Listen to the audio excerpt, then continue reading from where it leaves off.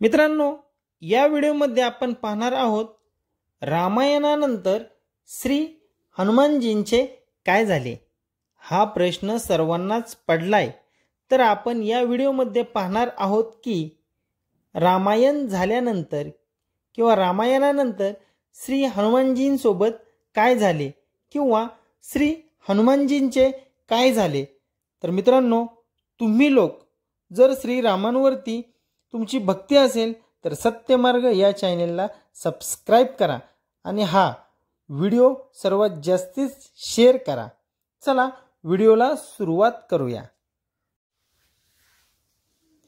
भगवान हनुमान हे भगवान राम आणि त्यांची पत्नी सीता यांचे सर्वात प्रखर उपासक म्हणून ओळखले जातात।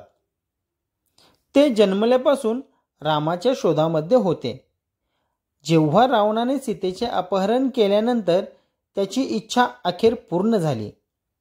सीतेला रावणाच्या तावडीतून परत आणण्यासाठी श्री हनुमान आणि त्यांच्या वानर सेनेने श्रीरामांना मदत केली। तसेच रामाच्या वैकुंठाला परतल्यावरती रामायण संपते। ते भगवान विष्णूचे अवतार होते आणि दुष्ट रावणाचा नायनाट करणे हे त्यांचे ध्येय होते। दरम्यान सीता वनवासात जाते। तर प्रश्न उरतो, रामायणानंतर हनुमानांचे काय झाले। रामायणानंतर हनुमानाच्या जीवनाशी संबंधित विविध सिद्धांत आहेत। महाभारतातील त्यांचे संक्षिप्त स्वरूप हे सर्वात लोकप्रिय आहे। असे म्हटले जाते की सुमारे 1000 वर्षानंतर जेव्हा पांडव त्यांच्या वनवासाची सेवा करत होते तेव्हा ते प्रकट होते। जंगलात असताना भीम त्याची पत्नी द्रौपदीसाठी फुलांच्या शोधात असतो। त्याला एक जुना वानर त्याचा रस्ता अडवताना दिसतो। तो वानराला विनंती करतो की आपली शेपटी मार्गाबाहेर टाका, जेणेकरून तो पुढे जाऊ शकेल। वानर त्याला सन्मान करायला सांगतो,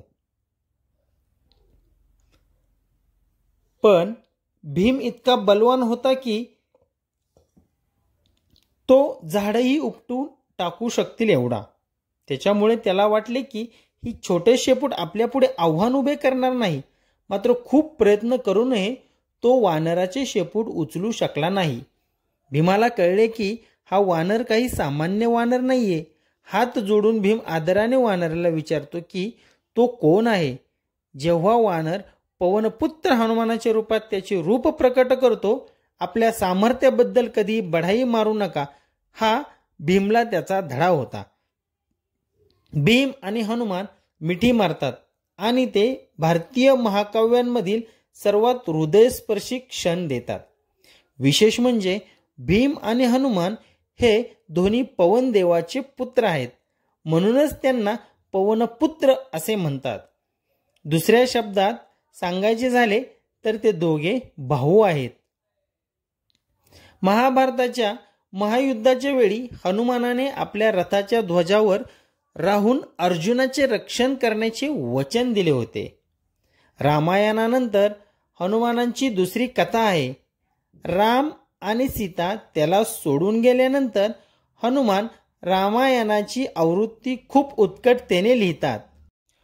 पण त्याला नंतर कळले की ऋषी वाल्मिकींनीही रामायणाची स्वतःची आवृत्ती लिहिलेली आहे। हनुमान वाल्मिकींच्या रामायणातून जातात आणि लक्षात आले की ते त्याने लिहिलेल्यासारखे चांगले नाही।